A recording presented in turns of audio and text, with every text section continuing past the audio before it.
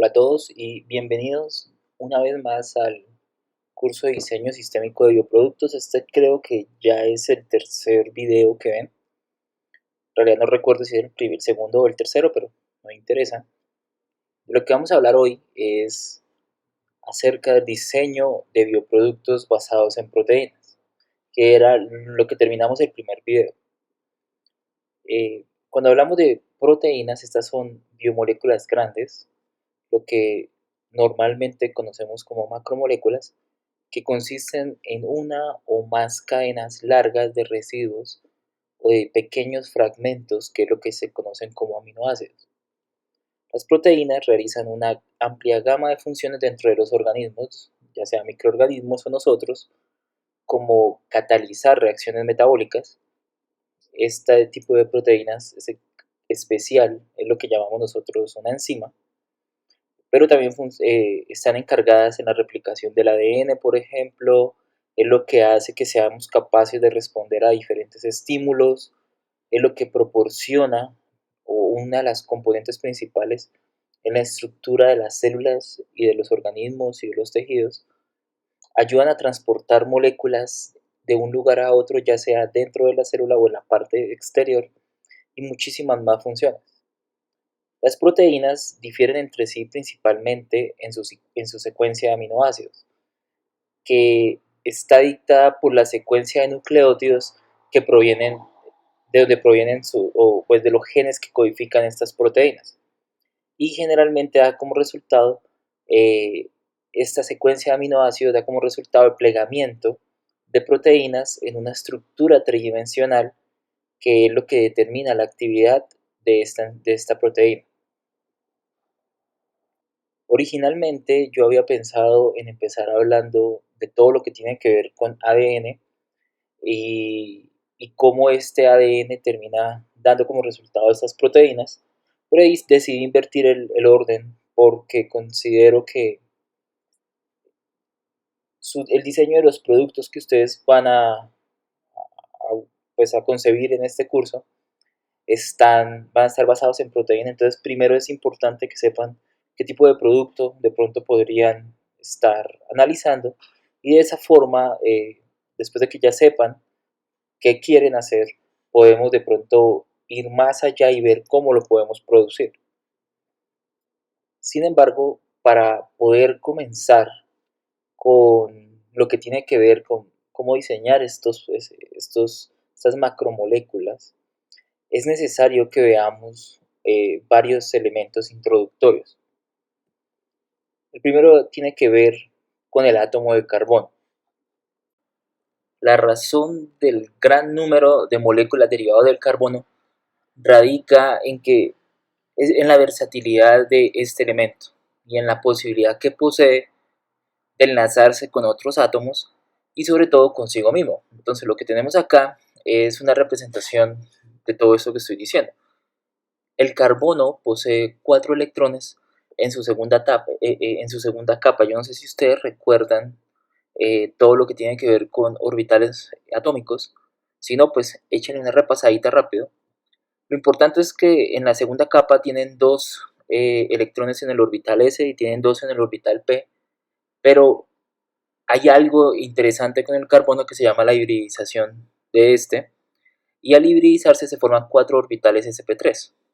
Y todos estos están, la distribución más separada espacialmente de 4 puntos es un tetraedro, y es lo que se muestra en la figura A. Entonces se forma un tetraedro de carbono. El carbono, de esta forma, entonces puede establecer distintos enlaces covalentes, ¿sí? Estos enlaces pueden formarlos con otros átomos de carbono. Entonces están representados, por ejemplo, en la figura B. Entonces pueden, con átomos de hidrógeno, puede hacerse también, pues dado que tienen la misma electronegatividad, pero también puede hacerse con oxígeno, nitrógeno, azufre, y además pueden formar enlaces múltiples, ¿sí? Entonces se comparten entre distintos átomos de carbono u otro elemento, como lo que se ve en la figura de la derecha. Se pueden compartir varios pares de electrones y se pueden formar enlaces dobles, como el enlace doble carbono-carbono para formar los etenos, o el carbono-oxígeno del carbonilo, y a veces se puede hacer tres pares electrónicos para formar los etilos y por ejemplo, el nitrilo. Pero de todas formas, lo importante acá es que el carbono tiene una alta versatilidad para formar muchísimos enlaces. Esta versatilidad hace que sea posible obtener una variedad grandísima de grupos funcionales. ¿Sí? Entonces, los compuestos orgánicos que se incluyen en la estructura de estos grupos funcionales tienen como característica común un aumento de varias propiedades, tal como la reactividad. Entonces tenemos compuestos orgánicos con diferentes tipos de reactividad, carácter polar, a veces carácter apolar, lo que quiere decir que algunos de ellos se comportan de forma hidrófila, otros hidrófobos, pueden modificar, o sea, dado por esa hidrofobicidad, entonces puede modificar su solubilidad en agua y dependiendo de esa solubilidad tiene distintas funciones a nivel celular. Los grupos funcionales más utilizados en los seres vivos son el grupo hidroxilo, que lo pueden ver acá, el grupo carbonilo, que hay dos, formado en aldehídos o en cetonas, el grupo carboxilo, que es bastante utilizado en muchos ácidos que se forman dentro de la célula y que tienen bastante importancia a nivel industrial. Tenemos el grupo amino, que está acá. Y por último tenemos el grupo sulfidrilo y el fosfato. Estos son bastante importantes porque resulta que la mayoría de compuestos biológicos que existen dentro de las células tienen varios grupos funcionales, combinan varios grupos funcionales en la misma molécula. Por ejemplo, los monosacáridos, ¿sí? Que son la glucosa, por ejemplo, posee grupos carbonilo, posee grupos carboxilo. Los aminoácidos, que es el constituyente de una gran macromolécula que vamos a ver más adelante, presentan al menos un grupo carboxilo y un grupo amino, y cuando digo al menos es porque puede haber mucha variedad en esto. La excepción quizás la constituyen los ácidos grasos, la parte de los lípidos, que únicamente presentan un grupo carboxilo en el extremo de la molécula, pero el resto de la molécula es altamente hidrofóbica. Entonces esto tiene unas características bastante interesantes. Entonces la presencia de diferentes grupos funcionales en el mismo compuesto lo que va a hacer es que va a incrementar exponencialmente el número de estructuras que se pueden conseguir mediante modificaciones relativamente simples de la molécula. Otra fuente grande de variabilidad entre los compuestos de carbono es la isomería, particularmente la estereoisomería. Los isómeros, como ustedes ya saben, porque todo esto al fin y al cabo es bastante introductorio, son compuestos que tienen la misma fórmula estequiométrica y la misma unión entre los diferentes átomos, digámoslo, pero presentan estructura espacial diferente. Esto es bastante interesante porque en los seres vivos los isómeros son reconocidos y utilizados como compuestos totalmente diferentes. Y ahorita vamos a ver eso, y eso tiene que ver un poco con la disposición del sitio activo que pueden tener todas las enzimas que están involucradas en los procesos químicos, bioquímicos en nuestro cuerpo. Y este reconocimiento, esto que lo reconoce de forma distinta, puede ocurrir hasta el punto de que es frecuente que el cambio de posición de un solo grupo provoque que estos compuestos dejen de ser reconocidos en el organismo. Y esto es una de las razones por las cuales nosotros tenemos tantas enfermedades y tantas, digamos, los síndromes a nivel genético. Porque pequeños cambios muy, muy, muy puntuales en esta información hace que el cuerpo sea incapaz de reconocer distintos sustratos y distintos compuestos. Y eso lo vamos a ver más adelante. Y entonces los organismos consiguen generar una gran variedad de compuestos partiendo de algunas unidades, de algunas sustancias que vamos a llamar bases o unidades, ¿sí? Lo que hace que se pueda multiplicar las posibilidades metabólicas gracias a pequeñas diferencias químicas que hay dentro del grupo de compuestos. Entonces, una de las características, una última, pues quizá la que vamos a ver acá, una característica de estos compuestos de carbono que incrementa su variabilidad es la capacidad que tienen para formar polímeros a partir de distintas sustancias más pequeñas, de moléculas más pequeñas. En algunos casos, estas moléculas presentan grupos funcionales libres que pueden reaccionar con los presentes en unas moléculas parecidas. En general, esta reacción lo que va a hacer es que se forme agua, ¿vale? Una de las reacciones más frecuentes de este tipo que ocurren en los microorganismos es la reacción entre el grupo carboxilo y el grupo amino. Y esto forma un enlace especial que se llama el enlace peptídico, pero lo vamos a ver ahorita en unas diapositivas. Lo importante es que la unión de la reacción entre estos dos enlaces constituye el esqueleto de las proteínas. Entonces, las proteínas son básicamente polímeros que están compuestos de unas sustancias, de unas moléculas constituyentes llamadas aminoácidos.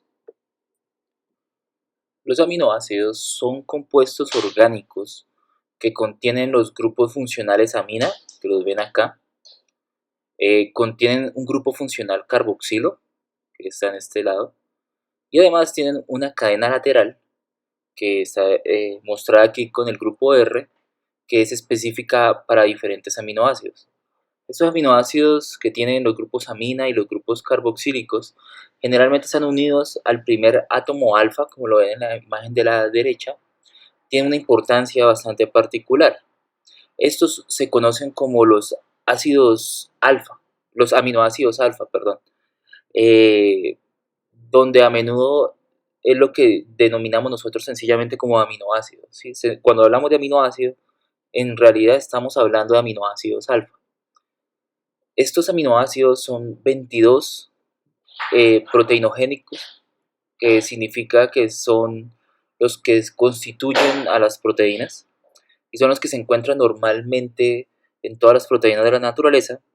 Sin embargo, solamente 20 de estos aminoácidos proteinogénicos están codificados directamente en el código genético y es lo que nosotros conocemos como los aminoácidos estándar, que son estos que ustedes ven acá.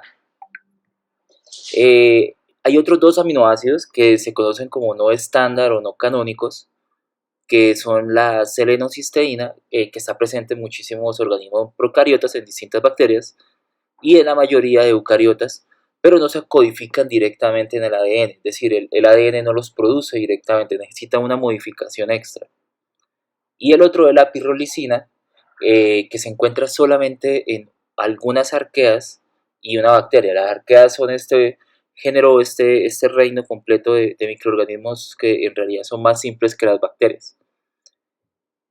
Todos estos aminoácidos se combinan en diferentes cadenas peptídicas, que es lo que nosotros conocemos como polipéptidos, para formar todos esos bloques de construcción de una gran gama de proteínas. Todos los aminoácidos son de alguna forma estereoisómeros L, es decir, los left-handed, los zurdos. Aunque existen algunos de aminoácidos que se encuentran en las envolturas bacterianas, como distintos neuromoduladores, como la D-serina, y en diferentes antibióticos. Sin embargo, para que se dé la formación de un aminoácido tipo D, se necesitan enzimas especiales en la célula que se llaman isomerasas, y esas enzimas lo que ayudan es a llevar a cabo la modificación estérica del isómero para obtener la otra conformación. Y existen muchísimas formas de clasificar estos aminoácidos. Por ejemplo, se pueden clasificar de acuerdo a su nivel de pH, entonces hay unos que son ácidos, como por ejemplo los que ven acá, el ácido glutámico y el aspartico. Tenemos algunos que son básicos, arginina, la histidina y la lisina, que se me olvidó señalarla. Tenemos también clasificaciones basadas en el tipo de cadena lateral que tengamos. Entonces, por ejemplo, están todos los alifáticos, que son los aminoácidos probablemente más hidrofóbicos que hay en este listado. Tenemos aquellos que contienen anillos aromáticos o aquellos que son los contienen algún tipo de hidroxilo o los que contienen azufre en su cadena lateral. Y pues hay de hecho incluso algunos que tienen algún componente amino, no solo el amino del aminoácido, sino el amino como cadena lateral, que también son bastante importantes. Entonces, a partir de a partir de todos estos aminoácidos, dado la gran variedad, se pueden formar muchísimos tipos de proteína que se forman a partir de todos estos residuos de aminoácidos. Y todas estas proteínas son el segundo constituyente más grande que existe en la naturaleza, sobre todo en organismos superiores como nosotros. No superiores porque seamos mayores, sino superiores porque así se llama este tipo, el Homo sapiens, eh, en el que la cantidad más grande del componente más grande que hay es agua, pero la proteína termina siendo el segundo en mayor importancia. Y más allá del papel como residuos en las proteínas, los aminoácidos participan en una serie de distintos procesos, por ejemplo, en transporte, neurotransmisores, biosíntesis. Y estos aminoácidos son los que hacen que una proteína mantenga su estructura tridimensional como es. Y además están involucrados en los sitios activos de distintas enzimas. Eso lo vamos a ver ahorita más adelante, pero esa es una de las clasificaciones. De hecho, también hay clasificación basada en la polaridad de la cadena lateral. Estas características, de nuevo, dependen mucho de... Ahorita vamos a ver de qué depende este comportamiento. Pero esto es lo que hace que se puedan formar estas estructuras tridimensionales bastante complejas. Una característica principal que hace que una proteína pueda ser soluble en agua y otras proteínas no. Eso va a afectar directamente cuál es la utilidad o cuál es la finalidad de esa proteína en el producto final, ¿sí? Y además va a decirnos cuál debe ser la forma de producción de esa proteína en el organismo, en el microorganismo o en el proceso en general que estemos utilizando. La protonación y la desprotonación de los grupos amino y los grupos carboxilo dependen del pH. Miremos, por ejemplo, qué sucede con el aminoácido glicina. Entonces lo marco acá. Si nos damos cuenta en la tabla nos muestra que el pKa es una magnitud que lo que hace es cuantificar la tendencia que tienen las moléculas a disociarse en solución acuosa dependiendo, pues sea en términos de pH, ¿sí? Si nos damos cuenta, para la glicina, y va a suceder para varios, hay dos valores, ¿listo? Si nos damos cuenta, por ejemplo, nos dice que para el grupo carboxilo este valor es de 2,34 y para el amino es de 9,6. ¿Esto qué significa? Esto significa que si nosotros tenemos un pH inferior a 2,34, tanto los grupos carboxilo como los grupos amino, ambos, o sea, ambos para ese aminoácido, van a estar protonados. Entonces la carga neta de esa molécula, de ese aminoácido, es positivo. Ahora, si miramos entre 2,34 y 9,6, el carboxilo va a estar desprotonado, pero el amino va a estar protonado. Eso quiere decir que la carga neta de ese aminoácido es 0. ¿Sí? Ya valores superiores, un pH superior a 9,6, ambos grupos van a estar desprotonados, por tanto la carga neta es negativa. Entonces, ¿qué consecuencia tiene esto cuando nosotros hablamos de una proteína? Recordemos que al fin y al cabo la proteína es una consecución, un polímero hecho de muchas partes, de muchos aminoácidos. Muchos de estos aminoácidos van a estar van a estar unidos a través de un enlace peptídico, que lo vamos a ver en la siguiente diapositiva. Pero este enlace peptídico lo que hace es que el grupo amino y el grupo carboxilo de dos aminoácidos estén pegados. Sin embargo, muchos de estos aminoácidos no solamente pueden protonarse su extremo amino o su extremo carboxilo, también pueden protonarse sus grupos laterales. Entonces, si nos damos cuenta en otro ejemplo, por ejemplo, miremos el ácido aspartico, ¿sí? Este nos está diciendo que además el ácido aspartico, si el pH es inferior a 3.86, si es menor a 2.09, la carga es positiva, ¿sí? Si está entre 2.09 y 3.86, la carga sigue siendo positiva, sin embargo con un valor un poco menor, un poco más bajo ese valor positivo. Si está entre 3.86 y 9.82, de hecho es negativa, ¿sí? Y encima de 9.82 es altamente negativa. Entonces, ¿esto qué nos quiere decir a nosotros? Cuando se forman estos enlaces peptídicos entre un carboxilo y un amino, lo que va a ocurrir es que esa cadena lateral va a quedar libre. Dependiendo de la concentración que nosotros tengamos de distintos aminoácidos en mi proteína y cuáles de todos estos están expuestos en la parte exterior de la estructura tridimensional, lo que nosotros vamos a obtener son proteínas que son altamente positivas, que se pueden desestabilizar más fácil, y eso nos va a nosotros a dar la información de estabilidad de una proteína en el pH.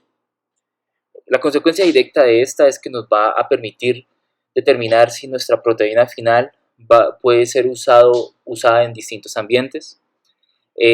También nos puede decir, por ejemplo, bajo qué pH a qué pH tenemos que llegar para desestabilizar la enzima y que empiece a precipitarse.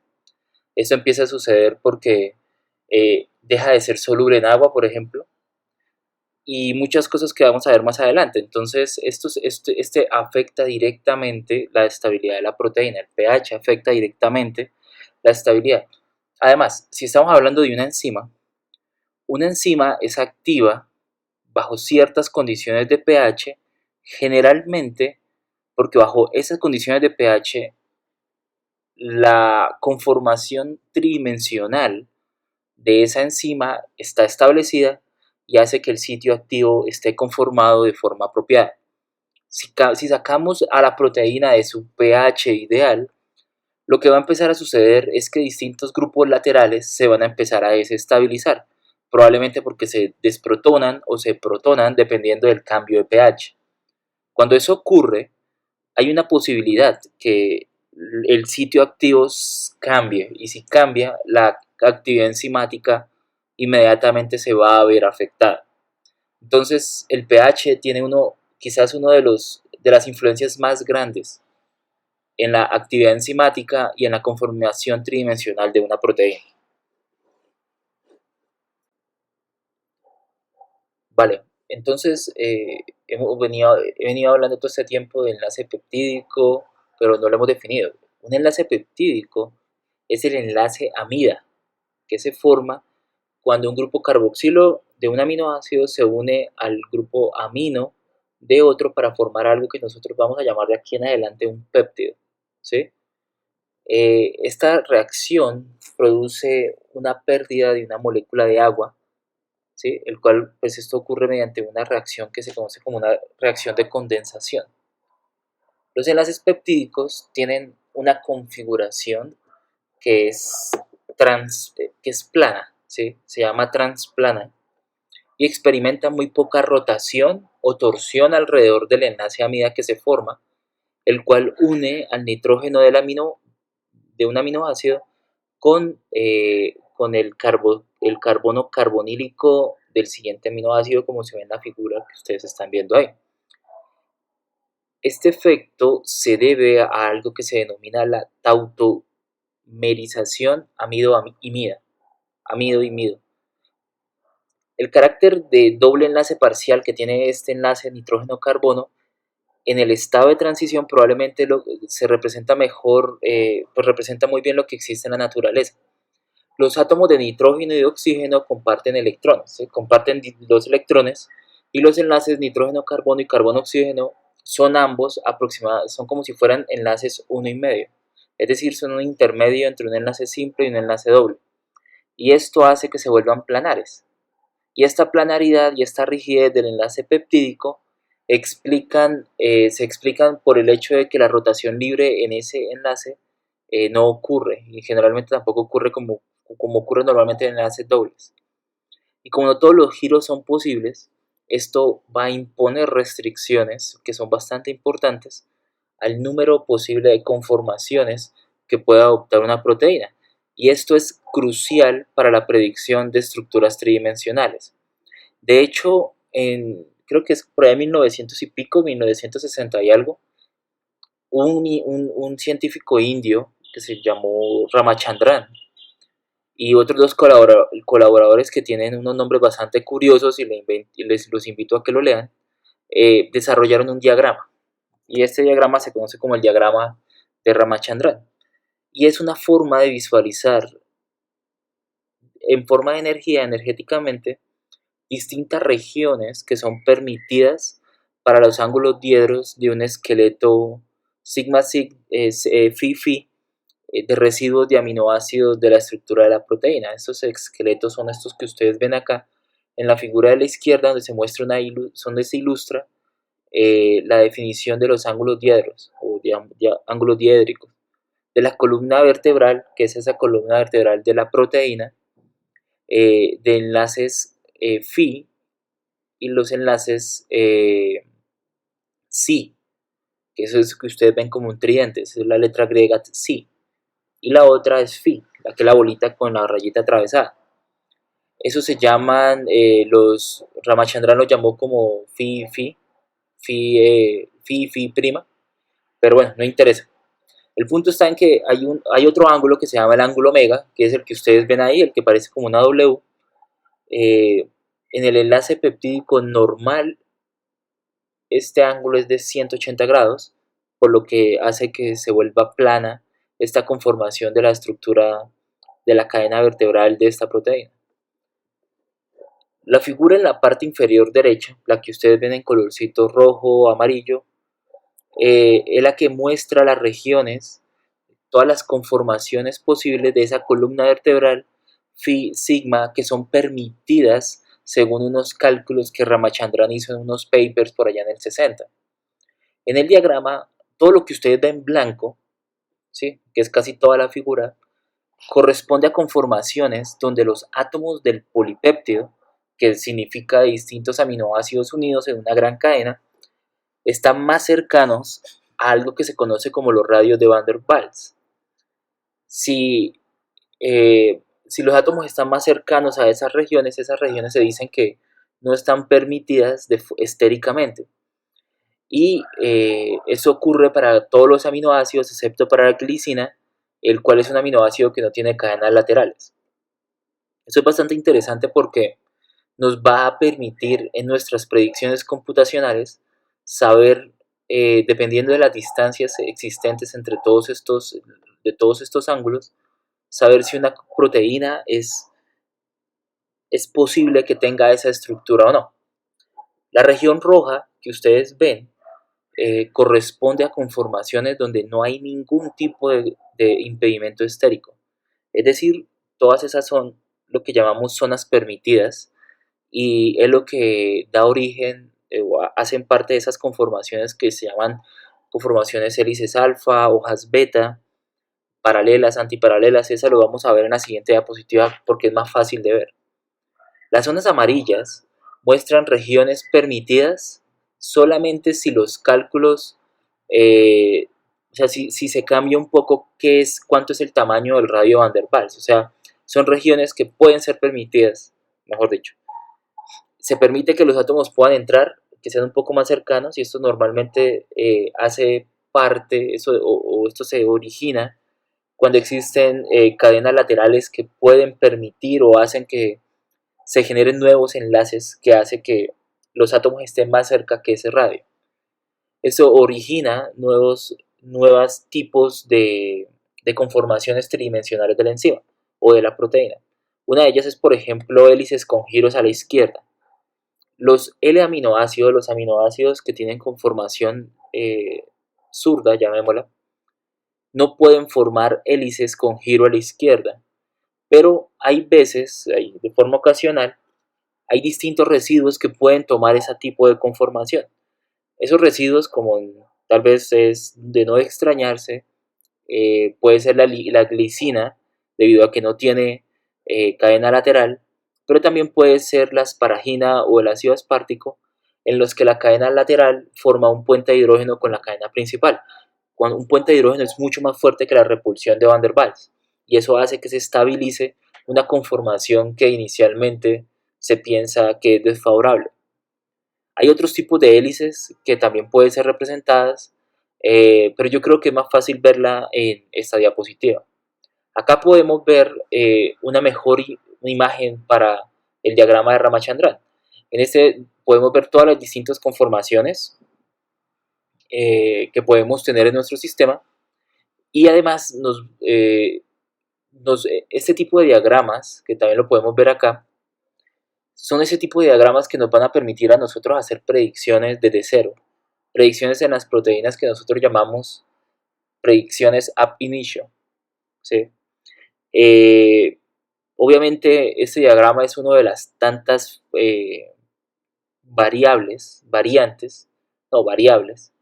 que nosotros tenemos que tener en cuenta cuando tratamos de hacer la, la predicción tridimensional de una proteína. Pero yo he estado hablando de forma de proteínas, pero no hemos hablado en realidad de los tipos de representaciones que que las proteínas que pueden usarse para representar estas proteínas. En realidad existen 4 distintas formas.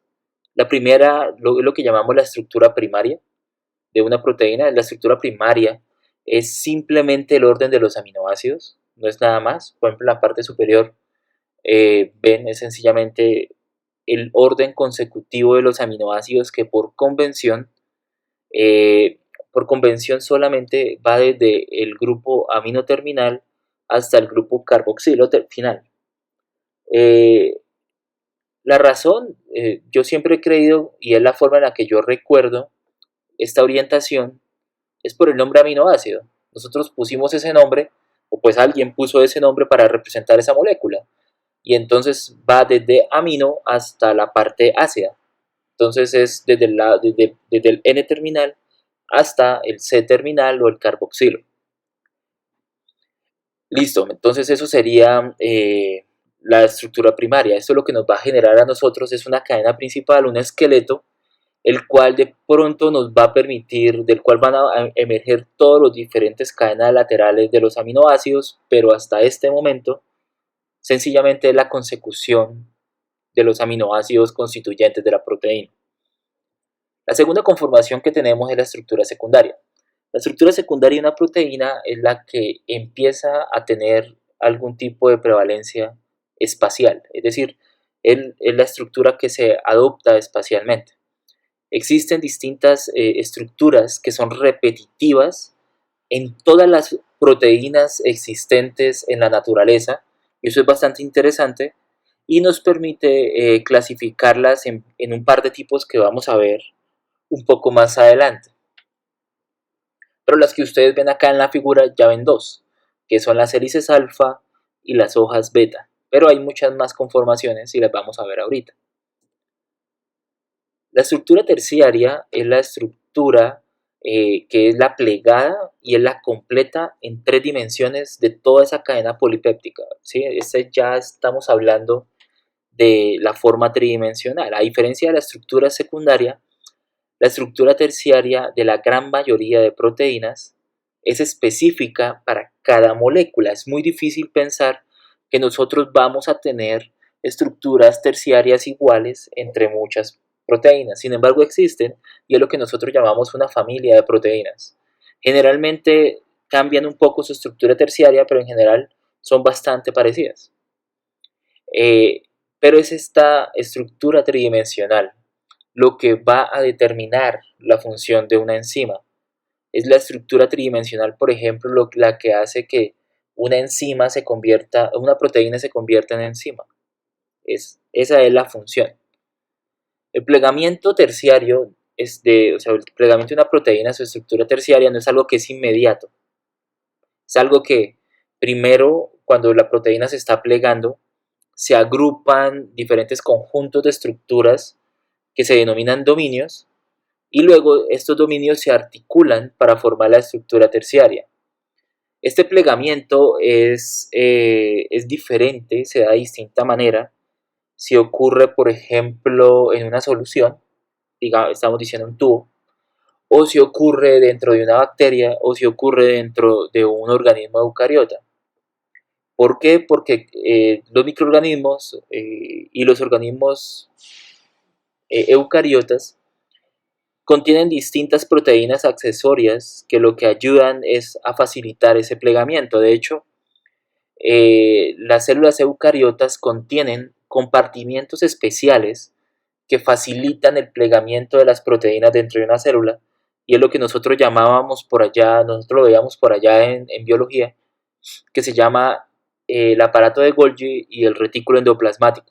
¿Sí? Esos dos nos ayudan bastante para la conformación de la estructura terciaria. En las bacterias tenemos otro tipo de células accesorias que se llaman las chaperonas.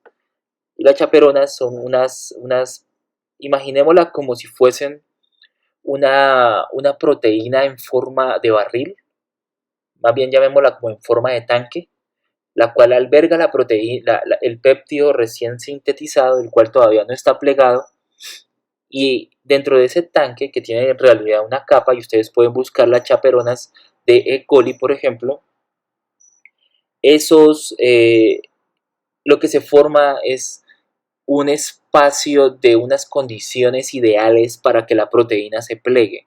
Esas condiciones ideales son, por ejemplo, pHs localizados, quizás condiciones de algún tipo de, de metal o de ion que facilite el plegamiento, y muchas otras razones por las cuales se da este plegamiento. Pero bueno, eso es la estructura terciaria.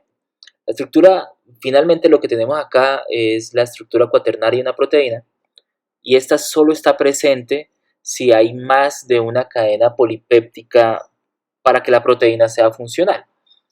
Con varias cadenas polipépticas, la estructura cuaternaria representa la interconexión y la organización de estas pequeñas estructuras que nosotros llamamos monómeros. En la imagen que ustedes ven acá se ve la hemoglobina. La hemoglobina es una proteína que en realidad contiene 4 polipéptidos, 2 alfa-globulinas y 2 beta-globulinas.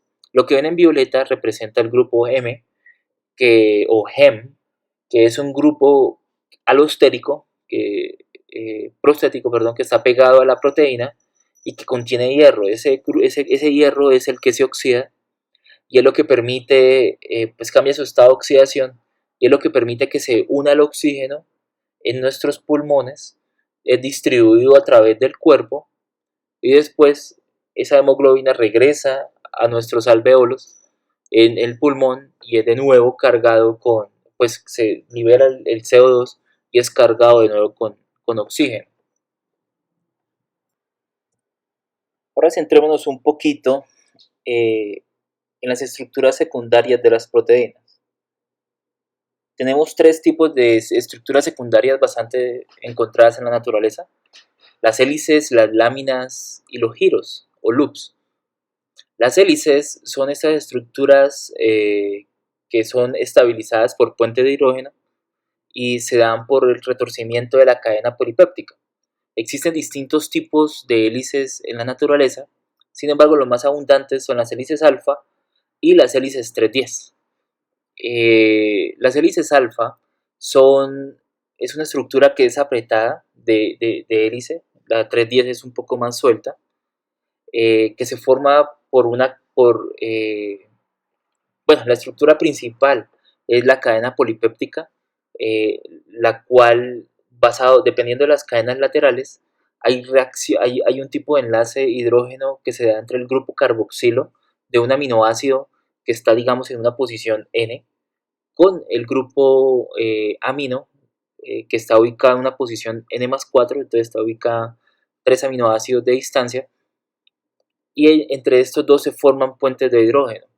De esta manera, pues lo que se obtiene es una estabilización de la estructura y se da por medio de grupos CO y NH de la estructura principal. Entonces, esto permite una conformación bastante estable de una proteína. La siguiente que tenemos es la conformación de láminas beta, en el cual el esqueleto polipéptido se encuentra extendido en lugar de estar retorcido como se encontraba en la hélice. El esqueleto de las láminas beta es básicamente plano, del cual emergen hacia ambos lados cadenas laterales de los residuos de los aminoácidos, y estos se estabilizan también mediante puentes de hidrógeno entre nitrógeno y oxígeno que son pertenecientes a enlaces peptídicos como en la hélice alfa, pero en este caso no necesariamente tienen que ser intercatenarios, es decir, no tienen que ser de la misma cadena, sino que pueden ser de cadenas polipépticas adyacentes. Entonces es frecuente por esta razón encontrar conformaciones de lámina beta en varios segmentos de la estructura polipéptica que están separados por muchísimos nucleótidos, pero estos se alinean en algún momento de forma paralela, como se ve en la figura inferior, o de forma antiparalela, y de esta forma se forman las láminas beta. Estas láminas beta se dice que son láminas que son plisadas, es decir, son planas. Se forman pues con todas estas alternativas de lo que hablábamos anteriormente, pero cuando se mira a nivel ya molecular, en realidad no son completamente planas, tienen unos pequeños giros de aproximadamente 25 grados en cada hebra. Cuando vean ustedes el video y empiecen el video de utilizar Quimera y empiecen a cacharrear, porque es cacharrear, con las enzimas que ustedes van a utilizar para sus proyectos, traten de identificar las láminas beta y empiecen a mirar cómo ellas en realidad van cambiando de a pocos grados. Ahora, a veces las secuencias de la cadena polipéptica son estructuras alfa o beta que están conectadas entre sí por medio de algo que llamamos giros. Los giros son secuencias cortas con una conformación característica que impone un giro brusco de 180 grados en la cadena principal del polipéptido. Y aquí ustedes ven, por ejemplo, dos diferentes tipos de giro en beta, ¿sí? Que están conformados, siempre están mediados por algún tipo de puente de hidrógeno, ¿sí? Y estos puentes de hidrógeno se dan generalmente entre 3 o 4 residuos de distancia, lo que hace que estos giros se estabilicen. En cuanto a la estructura terciaria, ya dijimos que este es el modo en el que las proteínas se plegan en el espacio, y eso se da por la disposición de los diferentes dominios. La estructura terciaria se realiza o se da de manera que los aminoácidos apolares, y eso es algo que siempre va a ocurrir, los aminoácidos apolares se sitúan en el interior de la proteína y los polares siempre están situados hacia el exterior. Independientemente si la proteína final va a ser hidrofóbica o hidrofílica, los terminales polares siempre están en el exterior. Ahí hay una cuestión bastante interesante por recalcar y tiene que ver con la estabilidad de estas proteínas en dimedios que no sean acuosos. Creo que ya lo habíamos dicho antes, no recuerdo. Pero el hecho de que todos los aminoácidos apolares estén en el interior, en el momento en el que usted pone una proteína, digamos, en un medio, en un solvente orgánico, por ejemplo, es la estructura o la conformación tridimensional de esa proteína en ese medio va a ser totalmente diferente a la que tenía en el medio acuoso. Y eso es una consecuencia bastante importante cuando estamos mirando distintos tipos de bioproductos, como por ejemplo los biosurfactantes. El hecho que los aminoácidos que son apolares estén en el interior y usted esté tratando de hacer, digamos, una emulsión agua en aceite, ¿sí? El surfactante probablemente debería estar en el aceite, pero un surfactante, y si es una proteína, en aceite se va a plegar de una manera totalmente distinta a cómo se plegaría en un medio acuoso. Por tanto, no tendríamos la certeza que esa proteína en realidad va a ser funcional. Y eso es algo de hecho que nosotros estamos trabajando en el departamento de ingeniería química. Pero bueno, sigamos con las estructuras terciarias. Además de estas estructuras terciarias están estabilizadas por diferentes enlaces y distintas atracciones o fuerzas entre grupos laterales de los aminoácidos que conforman a estas proteínas. Los más importantes están listados acá y lo pueden ver en la imagen de la izquierda. El más importante de todos probablemente es el puente disulfuro, el cual está formado por cadenas laterales de cisteína. Esto es un enlace bastante fuerte, en condiciones reductoras, en realidad este enlace se puede romper, en condiciones oxidativas se forma, y es la razón por la cual si, pues el hecho que nosotros tengamos puentes disulfuro va a hacer que ustedes utilicen un microorganismo u otro para su producción. Microorganismos como bacterias en, eh, en, su, en su citoplasma tienen un estado reductor, es decir, el puente disulfuro no se va a formar. Proteínas, levadura, bacterias como E. coli, la cual es gran negativa, entonces tiene un espacio periplásmico, eso usted en algún momento lo vamos a ver. Ese espacio en realidad ahí permite que se formen los enlaces disulfuro. Eso solamente va a ocurrir si las proteínas que ustedes pretenden producir las pretendemos producir al medio extracelular, pero eso sería un tema más de bioproceso que de bioproducto. Entonces, ahorita solo nos vamos a enfocar en qué necesitamos. El siguiente que tenemos es, por ejemplo, atracciones electrostáticas, que generalmente pues, se van a dar siempre entre los grupos laterales aminos y carboxilos de distintos aminoácidos que pueden estar en distintos lados de la región de la cadena polipéptica. Esta es una de las conformaciones que más se ve afectadas por el pH. Entonces, como habíamos hablado anteriormente, el pH va a afectar el estado de solvatación de estos enlaces, de estas cadenas laterales. Dependiendo del pH, entonces estos pueden darse o no darse, lo que haría que la estructura tridimensional de la proteína se degrade, se destruya. También tenemos los puentes de hidrógeno. Estos son bastante estables, pero pueden solvatarse fácilmente, es decir, esto es lo que hace que bajo ciertas condiciones, por ejemplo, de agua o de solventes orgánicos, estos enlaces se formarán o no. ¿Listo? Y tenemos las interacciones hidrofóbicas, que son el número 4 que ustedes ven ahí. Se pueden dar por cadenas laterales alifáticas o aromáticas. Y estas también les pasa exactamente, pues se le va a pasar exactamente lo contrario a lo que sucede con los puentes de hidrógeno. De todas formas, todas estas estructuras terciarias, ya sean apolares, polares o lo que sea, es lo que va a dar origen a la estructura tridimensional y cambian radicalmente con las condiciones en las cuales su producto pues se va a comercializar, digámoslo de esa manera. La forma más fácil de obtener una estructura tridimensional de una proteína es utilizando cristalografía de rayos X. Esto de hecho le dio el premio Nobel a estas dos personas que están nombradas ahí en el 62 y es la forma más fácil de hacerlo.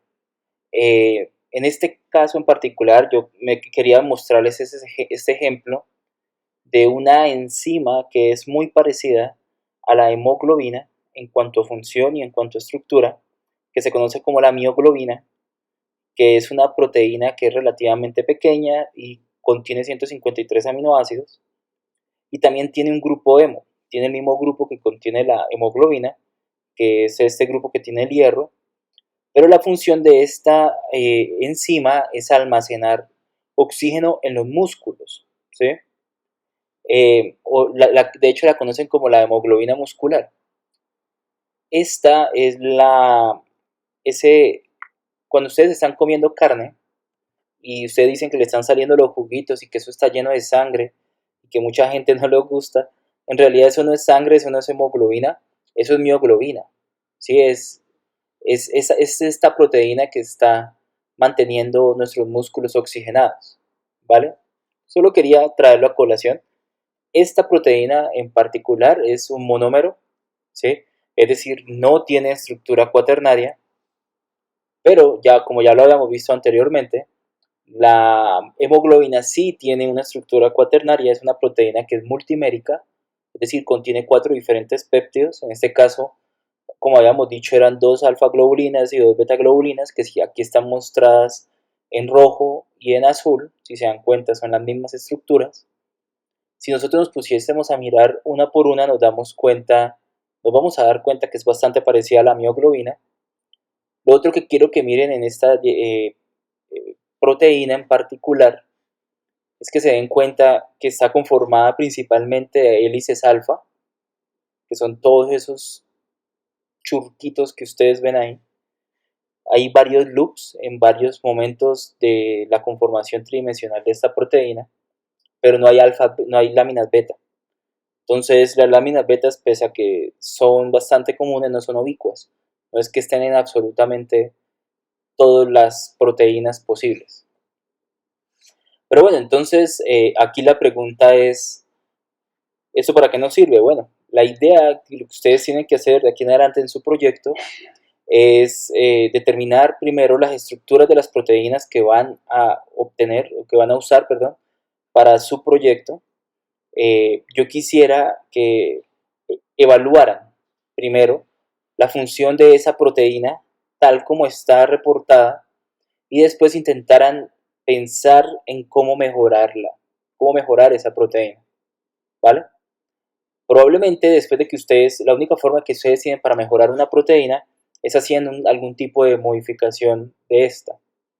Yo necesito, o pues necesitamos de alguna forma, poder determinar cuál va a ser la estructura tridimensional de esta proteína. Existen 3 formas que pueden usarse para, para hacer predicción desde la teoría de estas estructuras. Tenemos los métodos ab initio, que son métodos que inician con la solución de la ecuación de Schrödinger para determinar los orbitales moleculares de las moléculas. Obviamente, entre más grande es la molécula, mucho más difícil es de calcular esto. Y es métodos basados en mecánica cuántica. De hecho, esa es la definición real de un método ab initio. La otra forma de ver el método ab initio es aquel método en el cual no existe una estructura inicial o conocida de su molécula y ustedes lo que le van a empezar a evaluarla basada en distintos métodos que pueden ser semiempíricos. Esos métodos utilizan todos los electrones de la capa de valencia, que se llaman los core electrons, y todos los que están adentro los considera como si fueran cargas, es decir, los ignora. Y todos los que están afuera, en la capa externa, son los únicos que van a evaluar por mecánica cuántica. Ninguno de estos 2 métodos los vamos a utilizar en este curso. El método que nosotros vamos a utilizar en este curso es la mecánica molecular y la dinámica molecular. La razón principal es que cuando hablamos de mecánica molecular, estamos hablando de procesos que utilizan física molecular, física clásica, en lugar de mecánica cuántica para la resolución de estos sistemas. La principal razón por la cual vamos a usarlos es que cuando utilizamos mecánica molecular, podemos utilizar moléculas más grandes. Y, por ejemplo, un método, la ecuación del método de hecho por Schrödinger, por la ecuación de mecánica cuántica, eso se llama la función de onda, está resuelta en su totalidad solamente para un átomo, y ese átomo es el átomo de hidrógeno. De ahí en adelante se hacen suposiciones. Una vez usted empieza a hacer suposiciones, pierde primero precisión, pero además, a medida que usted aumenta el número de átomos, el sistema se vuelve tan complicado de evaluar y de resolver que incluso utilizando métodos computacionales puede tardar entre semanas y meses la resolución de una proteína. Con mecánica molecular nosotros vamos a hacer este mismo proceso en cuestión de días. Entonces, es una suposición, es una simplificación en la cual se establece que el sistema son básicamente un montón de esferas unidas por resortes que siguen la mecánica newtoniana. Y utiliza gráficos como por ejemplo el diagrama de Ramachandran para hacer distintas suposiciones acerca del posicionamiento de átomos. Y esto es lo que vamos a hablar, pero vamos a hablarlo en un siguiente video. En este momento, tomen un descanso y estiren las piernas y nos vemos en el siguiente video.